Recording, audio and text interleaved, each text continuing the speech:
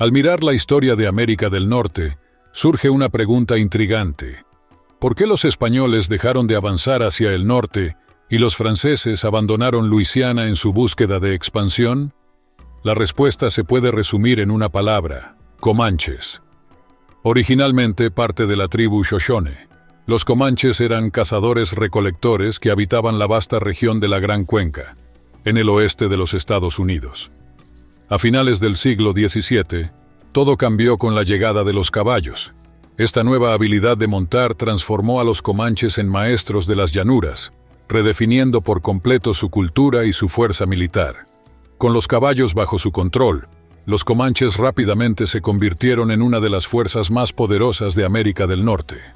Durante aproximadamente 4 décadas, resistieron la expansión tanto de los colonizadores europeos como de los recién formados Estados Unidos. Su presencia formidable fue suficiente para impedir que el gobierno estadounidense consolidara su control sobre Texas y las regiones cercanas, moldeando el ritmo y los caminos de la colonización. Los comanches decidieron dejar las montañas que compartían con los Shoshone y se dirigieron hacia las vastas llanuras del este de Colorado y el oeste de Kansas. Pero este cambio no fue solo de lugar, marcó una transformación completa en su cultura y en su manera de sobrevivir. Al llegar a las grandes llanuras, avanzaron hacia el sur y encontraron un escenario que parecía ideal. Un clima favorable, manadas abundantes de búfalos y la presencia de caballos Mustang. Era como si ese territorio hubiera sido hecho a su medida. En este nuevo hogar los comanches se adaptaron con rapidez y prosperaron en poco tiempo. Consiguieron armas y municiones comerciando con los franceses y establecieron relaciones comerciales con los Wichita, a lo largo del Río Rojo. Sin embargo, no todo era tranquilidad. Tribus del norte y del este como los Blackfoot y los Crow, a menudo amenazaban su seguridad gracias a su acceso superior a armamento.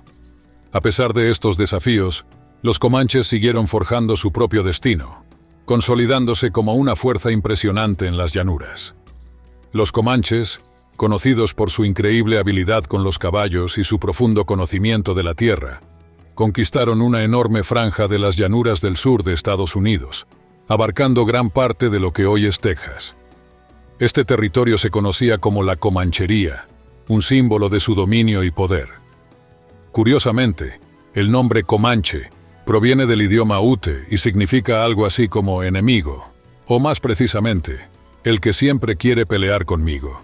Sin embargo, entre ellos mismos preferían llamarse Nemená, que significa el pueblo. La sociedad comanche era única y muy interesante, organizada en pequeños grupos independientes formados principalmente por familias. Un rasgo cultural llamativo era que, al casarse, el hombre dejaba a su familia para integrarse a la de su esposa. Esta práctica ayudaba a fortalecer los lazos entre los diferentes grupos, creando una red sólida de alianzas dentro de la comunidad.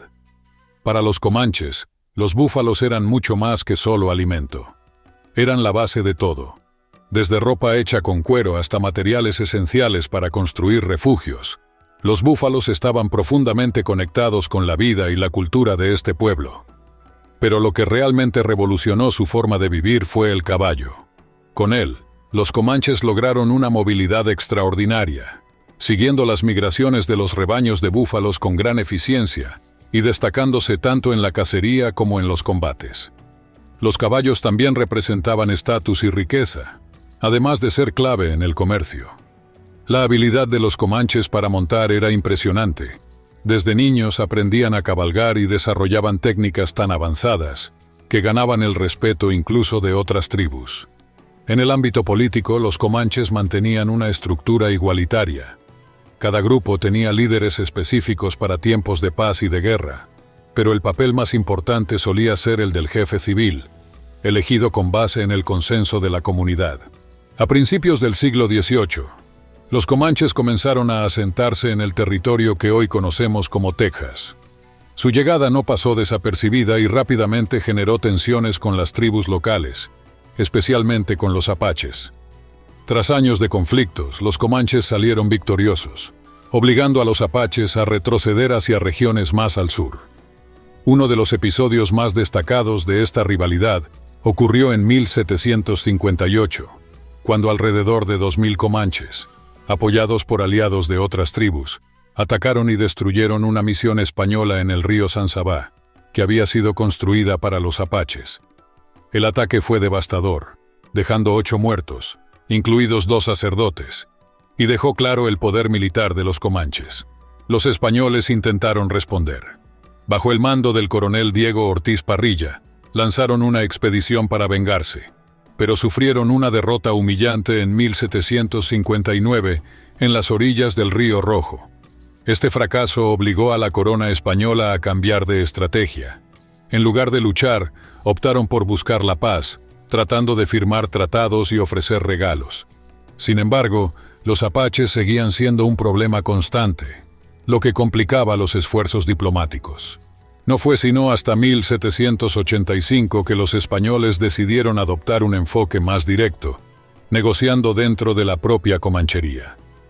Promesas de paz y regalos generosos marcaron estas negociaciones, algunas exitosas, otras no tanto. En esa época se estimaba que la población de los comanches estaba entre 20.000 y 40.000 personas, consolidándolos como una de las fuerzas más influyentes de la región. A principios del siglo XIX, con el debilitamiento del dominio español en la región, los comanches enfrentaron un cambio significativo en la dinámica de poder. Los españoles, incapaces de cumplir sus promesas de regalos y suministros, terminaron reavivando los conflictos. Sin las alianzas sostenidas por estos acuerdos, los comanches retomaron sus ataques, saqueando territorios españoles en busca de caballos y recursos. Estos bienes saqueados no se quedaban guardados. Los intercambiaban con comerciantes estadounidenses que, cada vez más, se adentraban en Texas. A cambio, los comanches obtenían armas, municiones y otros productos valiosos que aumentaban su fuerza e influencia. En particular, el comercio de caballos robados se volvió altamente lucrativo, con una gran demanda de compradores en Estados Unidos. Cuando México declaró su independencia de España en 1821, este cambio político tuvo poco impacto inmediato en la comanchería. Los comanches seguían dominando la región, pero el gobierno mexicano comenzó a tomar medidas para intentar debilitarlos. Se incentivó a tribus como los Shawnees y Cherokees a luchar contra los comanches, mientras que la ley de colonización de 1824 abrió Texas a inmigrantes extranjeros, principalmente colonos estadounidenses. Al principio, los nuevos colonos y los comanches mantuvieron relaciones comerciales beneficiosas para ambos. Sin embargo, esa convivencia pronto se convirtió en conflicto. A medida que los colonos invadían territorios esenciales para la supervivencia y cultura de los comanches, lo que antes era un acuerdo comercial lucrativo se transformó en una rivalidad feroz. Los antiguos socios comerciales ahora eran vistos como invasores, y la tensión crecía rápidamente, amenazando el equilibrio de la región. En el agitado siglo XIX, la independencia de Texas, proclamada en 1836, trajo consigo una realidad complicada. El territorio estaba ampliamente controlado por los comanches, uno de los grupos indígenas más poderosos y temidos de la época. Las llanuras texanas estaban llenas de historias de ataques a asentamientos, reflejando la resistencia de los comanches ante la invasión de sus tierras. Fue en este contexto que una niña de apenas 9 años fue capturada durante una de esas incursiones. Años después, ella se convertiría en la madre de Quanah Parker, un líder que dejó su huella en la historia como uno de los más grandes jefes comanches. Mientras tanto, Sam Houston, recién elegido presidente de la joven República de Texas, buscaba una solución pacífica para tratar con los pueblos indígenas. Él creía que establecer una frontera clara entre el territorio texano y la comanchería podría ser la clave para una convivencia pacífica. Sin embargo, sus ideas enfrentaron una feroz resistencia en el Congreso texano, que rechazó cualquier acuerdo de este tipo. Este rechazo marcó el destino de los intentos de Houston por promover la paz, empujando a la región hacia años de conflictos constantes. Durante el turbulento siglo XIX, Texas vivió momentos de creciente tensión con los pueblos indígenas, especialmente con los comanches. Cuando Mirabeau B. Lamar asumió la presidencia de la República de Texas, rompió con el enfoque conciliador de su predecesor y optó por una política agresiva. La estrategia militarista de Lamar culminó en el infame conflicto de la Casa del Consejo en 1840, en San Antonio. La reunión, que inicialmente estaba planeada como pacífica, rápidamente se tornó violenta cuando las autoridades texanas intentaron arrestar a los líderes comanches presentes. El resultado fue sangriento. 35 comanches, incluidos 12 jefes tribales, fueron asesinados, y otros 30, en su mayoría mujeres y niños, fueron capturados. Del lado texano, 7 hombres murieron y 8 resultaron heridos. La respuesta de los comanches a esta agresión fue brutal y marcó uno de los episodios más oscuros en la historia de la frontera texana. Bajo el liderazgo de Buffalo Hump, cerca de 500 guerreros lanzaron una ofensiva devastadora en el sur de Texas, atacando las ciudades de Victoria y Linville. El rastro de destrucción incluyó 25 muertos, incendios de construcciones y saqueos en los asentamientos. Durante su regreso al norte, los comanches enfrentaron una emboscada en Plum Creek, donde los Texas Rangers los esperaban. Aunque los Rangers reclamaron una victoria significativa, con la pérdida de 11 hombres, las bajas del lado comanche siguen siendo inciertas, aunque se recuperaron 12 cuerpos en el campo de batalla. En el otoño de 1840, los texanos lanzaron una ofensiva decisiva contra los comanches, destruyendo un campamento cercano a lo que hoy es la ciudad de Colorado. Obligados a retroceder más allá del Río Rojo, los comanches abandonaron temporalmente el territorio texano, pero el costo del conflicto fue alto para ambos lados. Mientras tanto, Sam Houston retomaba la presidencia de la República de Texas, decidido a rescatar su política de paz con los pueblos indígenas. A pesar de su esfuerzo, el sueño de una convivencia pacífica permanente nunca se hizo realidad. Cuando Texas fue incorporado a los Estados Unidos en 1845, los asuntos indígenas pasaron a estar bajo supervisión federal. Como parte de un intento por pacificar las relaciones entre los colonos y los nativos, el gobierno estadounidense estableció en 1854 2 reservas indígenas en el estado. En estas áreas, cerca de 350 comanches, ya debilitados por años de conflictos, enfermedades y la drástica reducción de los rebaños de búfalos, buscaron refugio. Sin embargo, mientras algunos se adaptaban a la vida en las reservas, otros continuaron resistiendo, recorriendo libremente las vastas llanuras texanas en busca de supervivencia y autonomía. Durante la Guerra Civil estadounidense, la fragilidad de las defensas en las fronteras permitió un aumento significativo en los ataques a las tierras colonizadas.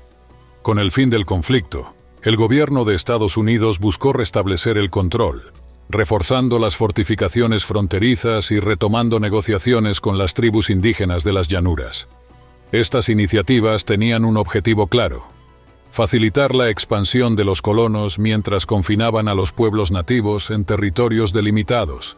En 1867, el Tratado de Medicine Lodge Creek marcó un punto clave en esta política, reservando una amplia área en el suroeste del territorio indígena, entre los ríos Washita y Rojo, para los comanches, kiowas y kiowa apaches. En este contexto de creciente amenaza a su cultura y forma de vida, los comanches buscaron liderazgo en figuras carismáticas que pudieran guiarlos en la resistencia. Entre estos líderes destacó White Eagle, un joven curandero que, en la primavera de 1874, reunió a su pueblo con promesas de victoria contra los colonos blancos. A su lado, Quanah Parker, un hábil jefe de guerra, emergió como una figura central, inspirando a los guerreros comanches a luchar por la preservación de sus tradiciones y su autonomía frente a un futuro incierto. En un acto de desesperación y valentía, los comanches, aliados con los Kiowa y Cheyenne, decidieron enfrentarse a los cazadores de búfalos que se habían instalado en un fuerte abandonado en la región de Adobe Walls, en lo que hoy es el condado de Hutchinson. Estos cazadores estaban exterminando búfalos en masa, impulsados por el alto valor de las pieles en el mercado. A pesar de ser más numerosos, los guerreros nativos se encontraron con una resistencia feroz. Resguardados en el fuerte y armados con rifles de largo alcance, los cazadores lograron repeler con éxito el ataque. La derrota en Adobe Walls fue un golpe devastador para los pueblos indígenas, debilitando su confianza en la posibilidad de resistir eficazmente la expansión de los blancos. Como si esto no fuera suficiente, la batalla provocó una respuesta brutal por parte del gobierno de Estados Unidos, que ese mismo año inició la Guerra del Río Rojo. Esta campaña militar tenía como objetivo someter a las tribus de las llanuras y confinarlas de forma definitiva en reservas, marcando un capítulo de violencia implacable y destrucción cultural para los pueblos nativos. Fue un golpe decisivo. El coronel Ronald S. Mackenzie lideró una ofensiva estratégica en el Cañón Palo Duro que, aunque no dejó muchas víctimas, afectó profundamente la supervivencia de los comanches. El ataque destruyó sus caballos y los recursos que sostenían su vida nómada en las vastas llanuras. Con el invierno acercándose, los comanches entendieron que resistir era imposible. La elección entre el hambre y la rendición los llevó a las reservas. Quanah Parker, un líder decidido, fue el último en rendirse. Él y su grupo permanecieron libres durante casi un año después del ataque, aferrándose a las tradiciones y al territorio que definía a su pueblo. Sin embargo, en 1875, incluso los más resistentes tuvieron que ceder. De los miles que habían sido, solo quedaban 1,600 comanches. Fueron trasladados a la reserva de Fort Sill, donde compartieron espacio con los Kiowas y apaches. La vida en la reserva era otra batalla. Cazar, guerrear y seguir los antiguos costumbres fueron prácticas que poco a poco fueron reemplazadas por esfuerzos forzados de adaptación a la agricultura y la cría de ganado. El gobierno presionaba constantemente para que adoptaran el modo de vida occidental, ejerciendo más presión sobre una cultura ya debilitada. Décadas después, en 1901, el Acuerdo Jerome fragmentó aún más lo que quedaba, redistribuyendo las tierras y acelerando la erosión de una identidad que luchaba por sobrevivir. A finales del siglo XIX, la nación comanche enfrentó un momento crucial que definiría su futuro. En un acuerdo mediado por el gobierno de Estados Unidos, a cada miembro del pueblo comanche se le asignaron 160 acres de tierra para uso individual, mientras que terrenos adicionales fueron destinados a iglesias, escuelas y agencias gubernamentales. Sin embargo, este pacto tuvo un costo alto. A cambio de estas concesiones, los comanches cedieron la mayor parte de sus tierras ancestrales, quedándose con solo 4 áreas que sumaban poco más de 500,000 acres. Como compensación, recibieron $2 millones, una suma que no compensaba la pérdida cultural y territorial sufrida. Los líderes comanches protestaron, expresando su descontento y cuestionando los términos del acuerdo. A pesar de esto, la decisión fue impuesta por el gobierno. Pronto las tierras no destinadas a los comanches fueron abiertas para colonización, lo que resultó en una rápida ocupación por parte de colonos blancos, quienes rápidamente superaron en número a la población indígena de la región. Ante estos cambios, muchos comanches buscaron nuevas oportunidades y se dispersaron hacia otras localidades. Durante la Segunda Guerra Mundial, el espíritu guerrero de los comanches encontró un nuevo campo de batalla. Muchos de ellos sirvieron en las Fuerzas Armadas y en la industria de defensa, desempeñando un papel crucial como code talkers. Utilizando su lengua nativa, crearon códigos de comunicación indescifrables para los alemanes, una contribución esencial para la seguridad de las operaciones militares. 17 miembros de la nación comanche participaron directamente en esta misión estratégica. Con el paso de las décadas, el pueblo comanche enfrentó nuevos desafíos, pero también encontró la fuerza para reorganizarse. Durante los años 60, el creciente movimiento de orgullo indígena reavivó el nacionalismo comanche, llevando a la reestructuración de su comunidad. Como resultado, establecieron un gobierno tribal autónomo, con sede cerca de Lawton, Oklahoma. Hoy en día, la nación comanche es un ejemplo de resiliencia. Con alrededor de 16,000 miembros, la mitad de ellos viviendo en el suroeste de Oklahoma, la comunidad preserva sus tradiciones mientras se mantiene activa y conectada con las realidades modernas.